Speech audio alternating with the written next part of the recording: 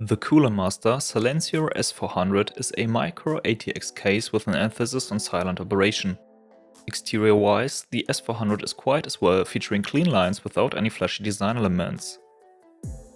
Cooler Master offers the choice between a steel and a tempered glass side panel. I obviously went for the latter, though the steel side panel offers additional dampening, which might be appealing to you if you're planning to put multiple spinning hard drives into the case and don't care not seeing your shiny PC hardware.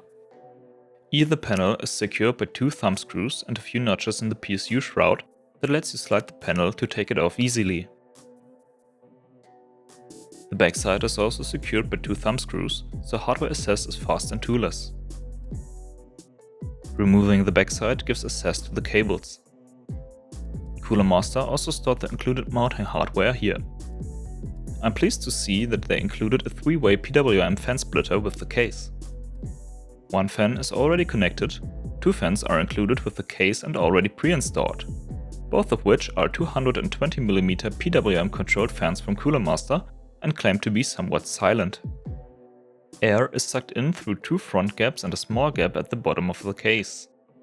The side intakes are embellished with the black piano finish. Let's give them a peel.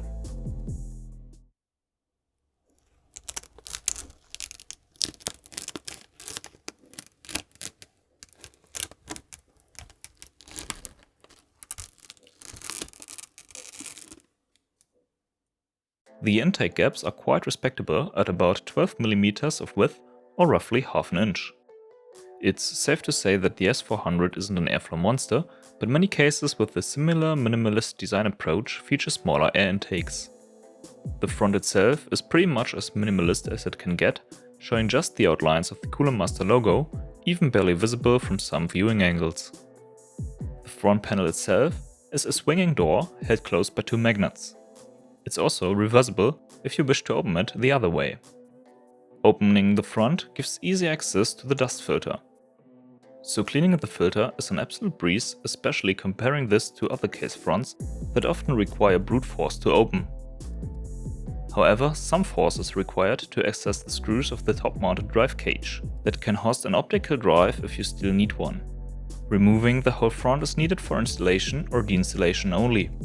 The fence or front-mounted radiator can be cleaned and even installed by just opening the front panel without needing to remove the front as a whole. So this shouldn't be much of a problem. Removing the drive cage is pretty straightforward. After removing 4 screws, it can easily be taken out. I assume most people are gonna do that, as only very few people are actually gonna put in an ODD. Though the bottom of the cage holds an additional mounting space for a 3.5-inch drive if you're really desperate for hard drive space. But keep in mind that removing the cage is required to fit a 240mm radiator in the top, while installing a 280mm radiator in the front may interfere with the ODD cage or the HDD cage in the bottom of the case.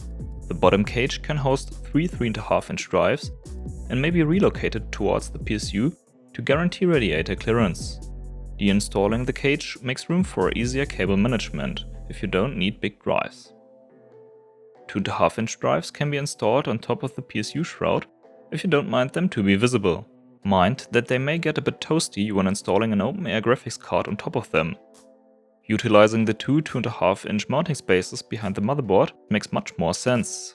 Either way, the drives are installed by mounting washers to the case as well as 4 screws to the SSD. The drive slides into place and is held by friction.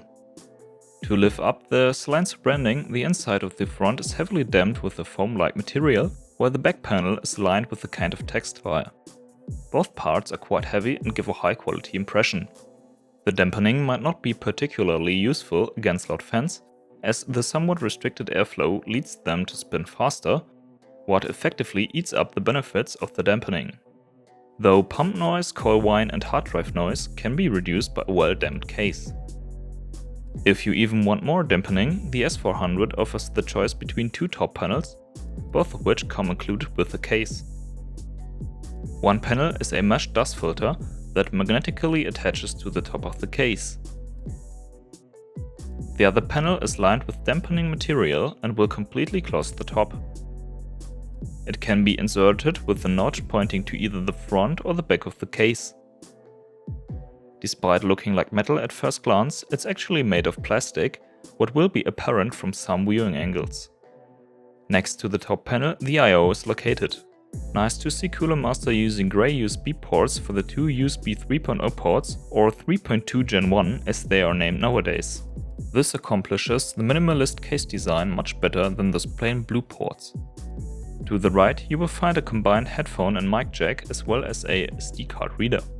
A look under the case reveals the dust filter that covers the PSU fan.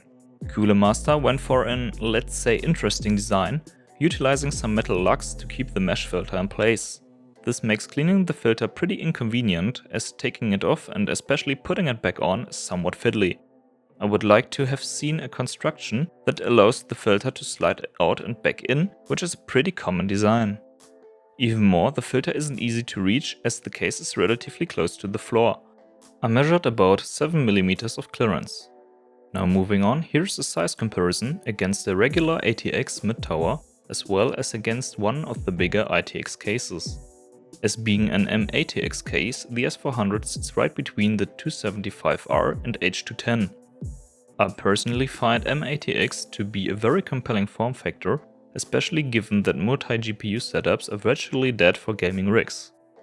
Wrapping things up, the S400 is a minimalist and to my eyes a very good looking case that is well built.